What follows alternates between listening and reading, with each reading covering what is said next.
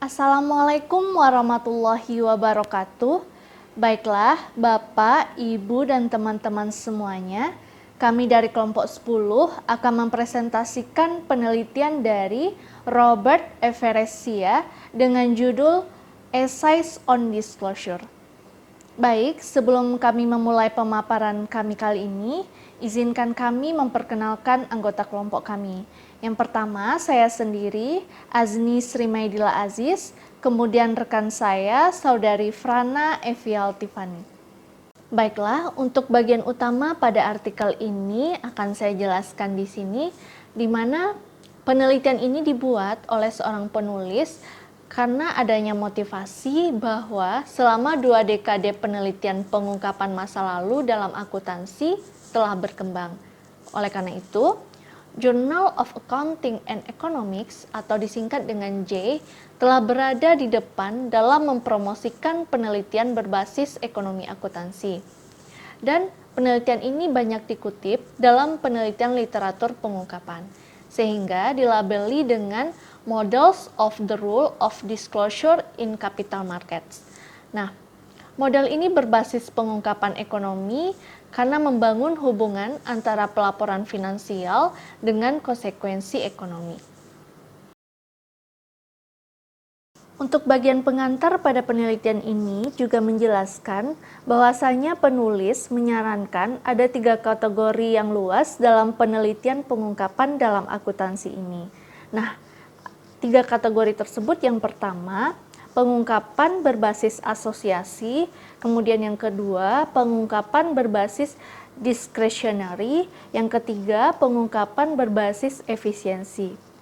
Nah, pada pengungkapan kategori pertama ini menjelaskan bahwasanya penelitian ini berkaitan dengan pengungkapan eksogen yang berhubungan dengan atau yang terkait dengan perubahan atau gangguan dalam kegiatan investor yang bersaing dalam pengaturan pasar modal sebagai individu dalam memaksimalkan kesejahteraan agen.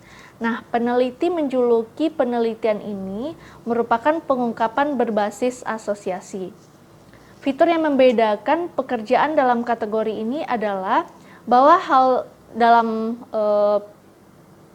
penjelasan sebelumnya mempelajari efek dari pengungkapan eksogen pada agregat atau perubahan kumulatif dalam tindakan investor, terutama melalui perilaku harga keseimbangan aset dan volume perdagangan.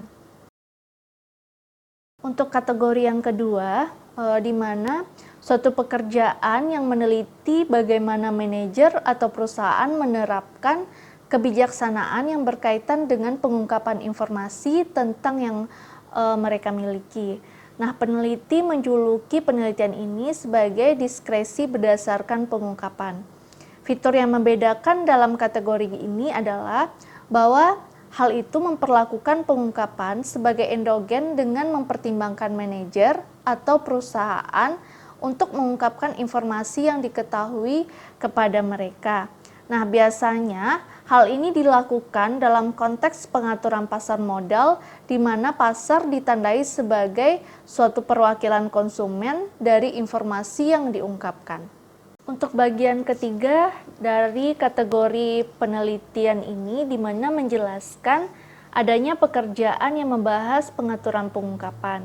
Nah, peneliti menjuluki penelitian ini yaitu sebagai pengungkapan berdasarkan efisiensi.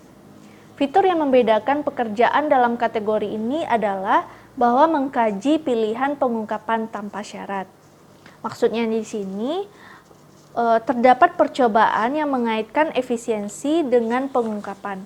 Nah, baik dalam konteks efisiensi kesejahteraan sosial atau perusahaan, yang menurut opini penulis di sini, salah satu potensi besar dengan mengaitkan antara pengungkapan dengan pengurangan asimetri informasi. Baiklah, dari latar belakang yang telah saya jelaskan sebelumnya, maka dapat ditarik kesimpulan di mana peneliti pada artikel ini mengangkat sebuah tujuan artikel di mana tujuan dari artikel ini adalah untuk menuju sebuah teori yang komprehensif. Nah, dalam dokumen ini peneliti menganggap bahwa teori berdasarkan penelitian terkait dengan pengungkapan dalam akuntansi dan taksonomi literatur, yaitu kategori dari berbagai model pengungkapan ke dalam topik yang terintegrasi. Kemudian di bagian artikel ini peneliti juga merekomendasikan satu titik awal untuk sebuah teori yang komprehensif. Baik, untuk selanjutnya kita masuk kepada pembahasan dari penelitian ini. Nah, untuk pembahasan yang pertama berkaitan dengan pengungkapan berbasis asosiasi. Baiklah, dalam pengungkapan berbasis asosiasi ini sudah saya jelaskan sebelumnya di bagian pengantar bahwasanya pengungkapan berbasis asosiasi ini mempelajari efek dari pengungkapan eksogen. Nah, ada 10 model yang dijelaskan dari pengungkapan asosiasi ini, di mana baiklah, untuk model yang pertama yaitu sebuah model sederhana dari asosiasi pengungkapan. Untuk model yang kedua, Diversely Informed Investors. Yang ketiga, Rational Inference from Market Prices. Untuk model yang keempat, antisipasi pengungkapan rasional. Model yang kelima, informasi kualitas heterogen pribadi.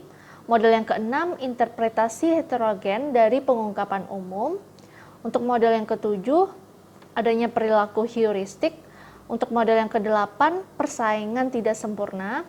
Model yang kesembilan, perilaku heuristik ditinjau kembali. Dan untuk model yang terakhir yaitu model yang ke-10 berkaitan dengan keyakinan yang dipersyaratkan atas volume perdagangan.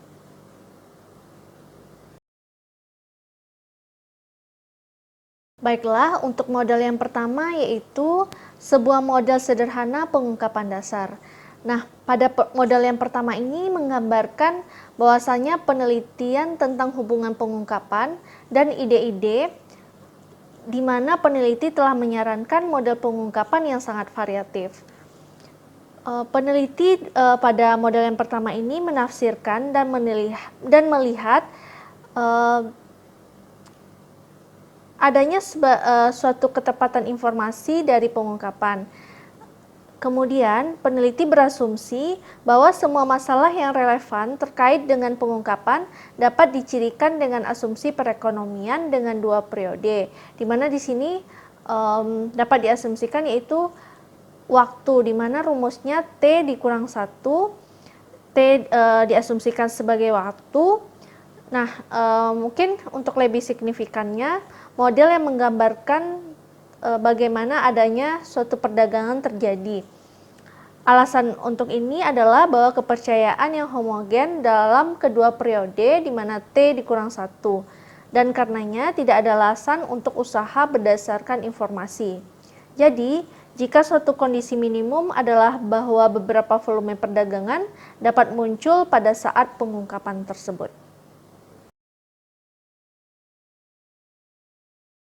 Baiklah, untuk model yang kedua yaitu Diversely Informed Investors, di mana dapat kita asumsikan adanya sejumlah investor besar, katakanlah di sini dapat kita lambangkan dengan N, yang bertukar saham di aset yang nilainya tidak pasti dengan membandingkan nilai relatif terhadap komoditas. Kemudian yang nilainya tetap yaitu 1, misalnya dapat kita asumsikan itu sebagai obligasi pemerintah. Nah, setiap investor, di sini kita asumsikan kita lambangkan sebagai I, dapat memegang jumlah aset senilai XI dan jumlah aset BI senilai tertentu. Nah, di mana X ini mewakili per kapita pasokan aset senilai pasti, di mana X dapat kita rumuskan sama dengan PI kemudian dikali XI dibagi N. Nah, sebagai analisanya yang berkembang dapat berguna untuk memungkinkan fakta bahwa pasokan per kapita senilai aset juga merupakan variabel acak yang terdistribusi normal dengan min atau 0 dan presisi T.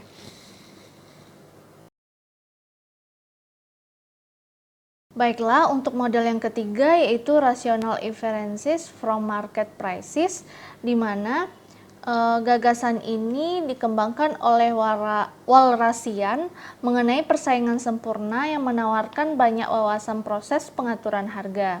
Dapat dikatakan secara konseptual yaitu cacat, di mana maksudnya dalam keseimbangan Walrasian adalah gagasan bahwa investor berkeyakinan tentang aset yang bernilai dapat diperbaiki di mana harga pasar dapat dibersihkan. Nah, kadang-kadang model ini dikatakan sebagai keyakinan eksogen, di mana cacat secara konseptual dalam model eksogen berkeyakinan bahwa jika investor dapat menyerahkan seluruh permintaan kurva untuk sebuah lelang, maka dapat mengirimkan kurva permintaan berdasarkan harapan pada aset yang bernilai sebagai fungsi dari harga pasar clearing.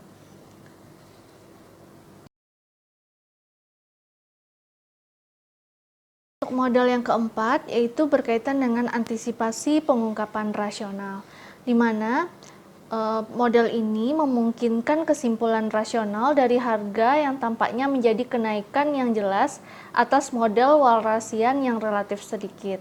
Bisa dibilang belum ada cacat yang lain atas model ini, di mana cacat di sini adalah bahwa sebagai pengaturan pasar digambarkan sebelumnya tidak ada putaran sebelum perdagangan yang memungkinkan pelaku pasar untuk menyelesaikan perbedaan. Perbedaan di sini maksudnya perbedaan preferensi risiko, perbedaan keyakinan pribadi sebelum melakukan pengungkapan.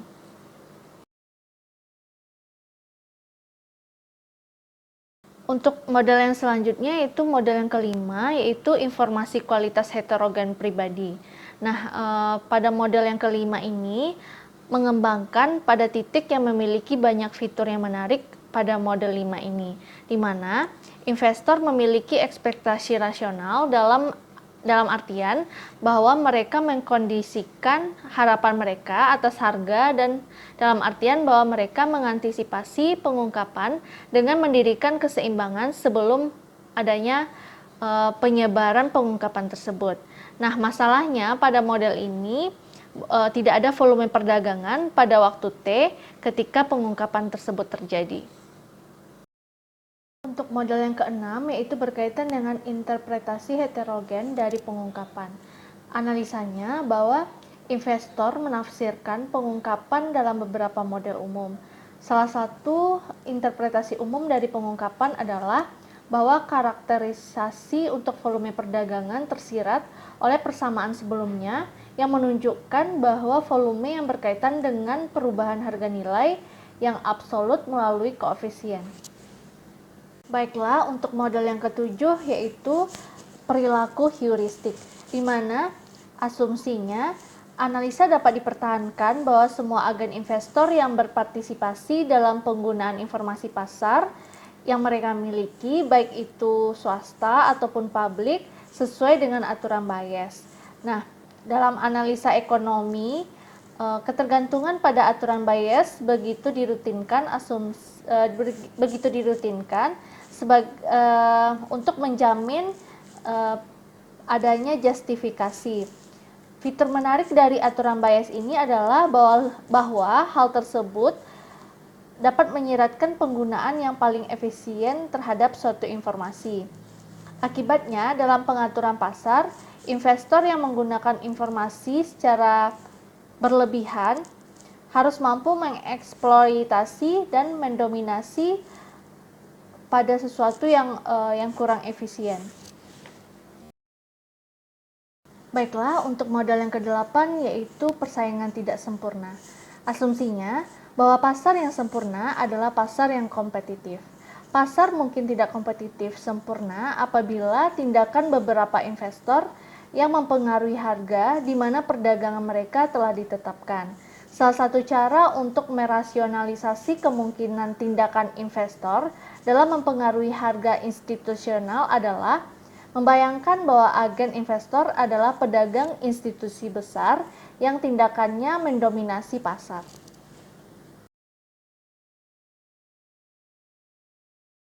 Baik, untuk model yang ke-9 yaitu perilaku heuristik revisit, di mana setelah ditata adanya gagasan persaingan tidak sempurna sebelumnya, sekarang kembali kepada perilaku heuristik dalam konteks model tipe yang ke-9 ini, di mana perilaku heuristik dikombinasikan dengan persaingan tidak sempurna.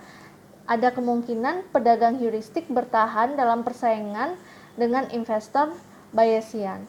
Alasannya bahwa ketika tindakan investor mempengaruhi harga, dapat menempatkan lebih berat pada pengungkapan dari aturan Bayes ini yang mendorong harga ke arah pengungkapan. Baiklah, untuk model ke-10 dari pengungkapan asosiasi ini adalah keyakinan yang dipersyaratkan atas volume perdagangan, di mana model ini menjelaskan bagaimana harapan bisa dipengaruhi oleh informasi dari permintaan dan volume. Nah, dalam penelitian ini, penulis menunjukkan bahwa harapan yang dipengaruhi oleh volume perdagangan harus diakui bahwa hubungan antara common knowledge dan ukuran pasar tidak dapat berpengaruh. Baik, demikianlah pemaparan dari saya terkait dengan pengungkapan berbasis asosiasi.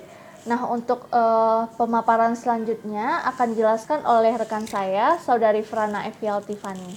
Kepada Saudari Frana, dipersilakan.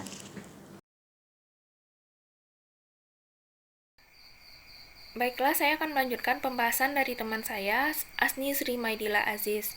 Pembahasan selanjutnya mengenai pengungkapan discretionary. Cukup banyak pelaporan keuangan adalah wajib. Manajer mungkin masih memiliki informasi tambahan yang pengungkapannya tidak diperlukan. Informasi yang tetap berguna dalam menilai prospek masa depan suatu perusahaan. Terdapat keseimbangan di mana tidak semua informasi diungkapkan. Fitur integral menciptakan sejumlah model pengungkapan sukarela.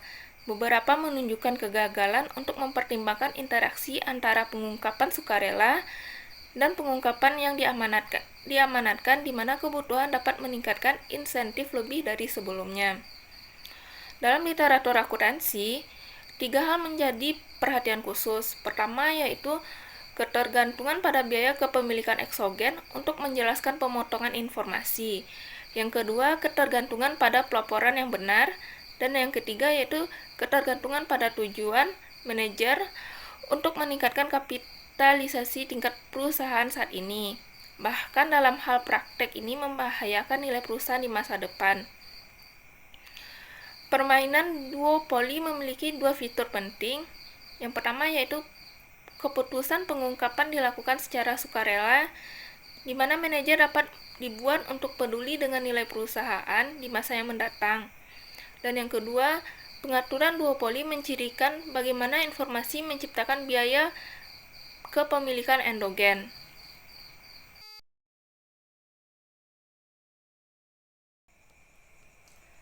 Pembahasan selanjutnya yaitu sketsa model pengungkapan discretionary. Yang pertama, constant proprietary cost. Membahas bagaimana keberadaan fixed proprietary cost atau ketidakpastian dari keberadaan suatu informasi yang ditahan mengarah pada keseimbangan di mana diungkapkan dan beberapa kali ditahan. Yang kedua, endogenous and variable proprietary cost. Diasumsikan perusahaan berusaha untuk memaksimalkan nilai saat ini, di mana model ini menunjukkan kebijakan ex post dari pengungkapan penuh. Meskipun inefisiensi jelas pengaturan ex ante, menimbulkan pertanyaan seperti apakah beberapa keuntungan tak tertulis atau termodelkan untuk melaksanakan pengungkapan dengan beberapa pertimbangan. Kedua model 1 dan model 2 yang didasarkan pada asumsi bahwa manajer perusahaan yang bersangkutan secara eksklusif dengan penilaian dari marketing perusahaan. Yang ketiga yaitu maximizing expected firm value atau model ketiga, menjelaskan situasi duopoli di mana perusahaan mengadopsi kebijakan pengungkapan untuk memaksimalkan keuntungan yang diharapkan. Di mana meskipun model ketiga ini memiliki keuntungan dari 2 model sebelumnya sebagai kebijakan karakterisasi pengungkapan, Hal tersebut tidak sepenuhnya melakukan rekonsiliasi atas pengaturan kebijakan pengungkapan dengan pilihan pengungkapan ex ante. Yang keempat yaitu disclosure in chip talk setting, di mana keseimbangan chip talk sesuai dengan gagasan bahwa pada praktiknya yaitu manajer atau perusahaan dapat mengomentari segala sesuatu dengan baik. Akan tetapi dalam hal ini mode informasi kepemilikan selalu diungkapkan dengan beberapa unsur ketidakjelasan.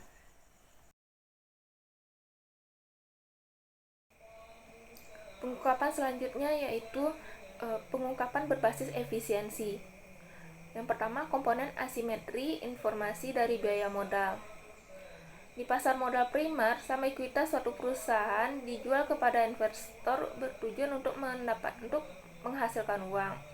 Salah satu biaya yang terkait pengungkapan yang menghambat investasi dan karenanya membuat penjualan ekuitas perusahaan lebih mahal adalah biaya transaksi yang timbul dari masalah yang merugikan seleksi yang melekat dalam pertukaran aset antara agen investor dari berbagai tingkat informateness. Penulis atau Verici menyebut biaya transaksi ini sebagai informasi komponen asimetri biaya modal, di mana komponen asimetri informasi dari biaya modal adalah diskon yang diberikan perusahaan sebagai sarana dalam menampung masalah yang merugikan seleksi.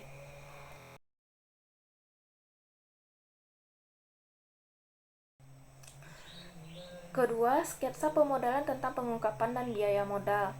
Tujuan dari sketsa pemodalan ini adalah untuk menggambarkan konsep komponen asimetri informasi dari biaya modal. Biaya modal adalah persentase dari perusahaan yang harus dijual oleh pengusaha untuk menaikkan jumlah modal tetap. Komponen asimetri informasi dari biaya modal adalah perbedaan biaya modal dengan adanya versus tidak adanya masalah seleksi yang timbul dari asimetri informasi. Akibatnya menghasilkan konsekuensi dari ketidakmampuan pengusaha untuk berkomitmen pada kebijakan pengungkapan penuh karena adanya biaya lain yang terkait pengungkapan. Tujuan tambahan dari sketsa ini adalah untuk menunjukkan bagaimana likuiditas dalam kombinasi dengan biaya kepemilikan dapat menyebabkan pilihan pengungkapan efisien di mana perusahaan tidak sepenuhnya mengungkapkan atau menahan informasi sepenuhnya.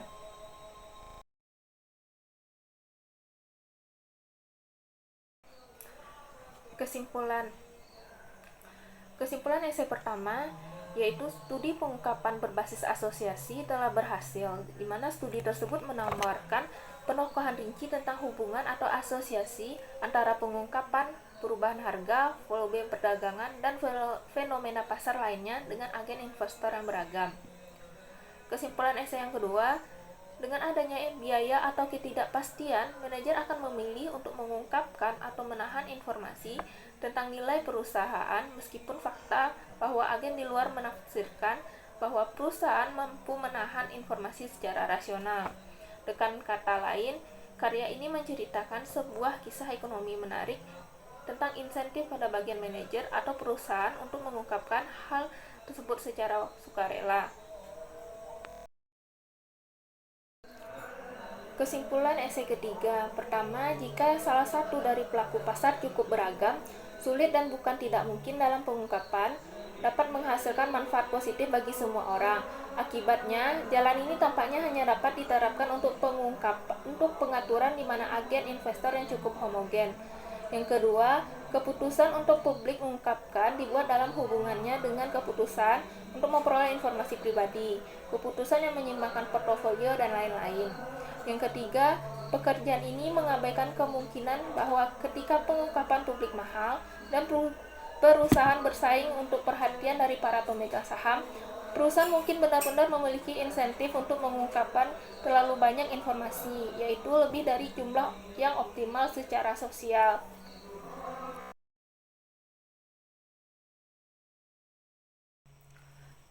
Saran untuk penelitian selanjutnya, penulis menyarankan bahwa untuk penelitian selanjutnya untuk menghubungkan pengungkapan efisiensi, insentif, dan endogeneity dari proses pasar melalui pengurangan komponen munculnya informasi dari biaya modal.